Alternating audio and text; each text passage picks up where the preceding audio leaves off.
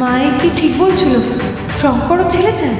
আমি মেজ বৌমাকে বলে দিয়েছি, বছর করতে না করতে আমি নাতির মুখ দেখতে চাই। এটা তোমার বলা ঠিক হয়নি। কেন বলা ঠিক হয়নি? কেন আমার ইচ্ছে করে না? ইচ্ছে করে না আমার নাতির মুখ দেখতে?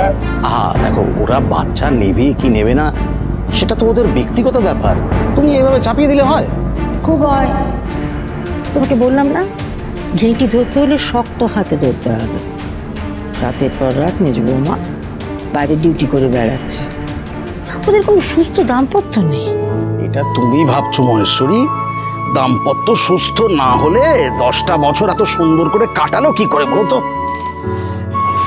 শুধু নিজেদের প্রতি ভাব ভালোবাসা থাকলে হবে?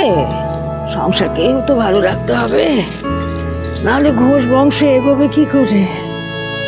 মহেশ্বরী, এই নিয়ে তুমি আগেও অশান্তি করেছিলে, আমার দিদির কথায় নেচে নাতি নাতি করে পাগল হয়ে গেছিলে।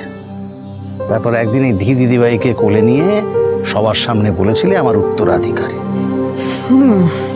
দিদি ভাই আমার উত্তরাধিকারী, এ কথাটা আমি মেনে নিলেও সমাজের চোখে ছেলের দামই বেশি, আর আমি সমাজকে উপেক্ষা করে তো চলতে পারবো না।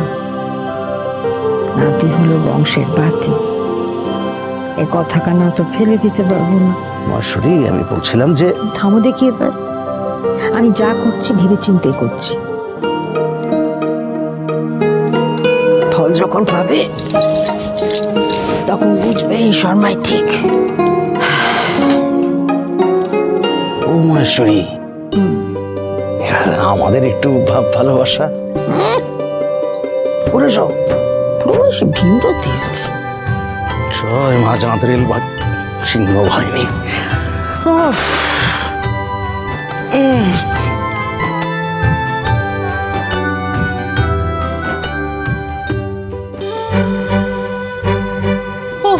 যা গরম পড়েছে না।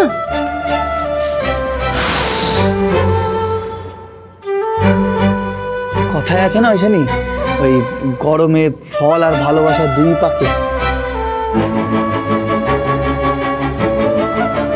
বলছি ভালোই হয়েছে, ধি আজকে অনেক দিন পর মায়ের কাছে শুতে গেল, আর ওই ধি নেই বলে আমরা দুজনে আবার অনেক দিন পর কাছাকাছি আসার সুযোগ পেলাম, তাই না?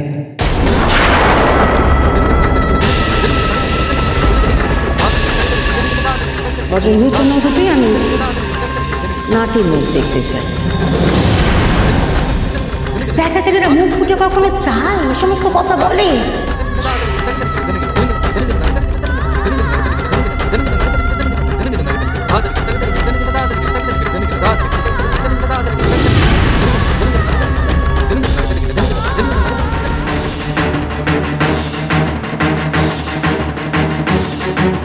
তাহলে মায়ে কি ঠিক বলছিল? শঙ্কর ছেলে চায়? হরগৌরী পাইস হোটেল, সোম থেকে রবি প্রতিদিন রাত 10টায় স্টার জলসায় ও ডিজনি প্লাস হটস্টারে।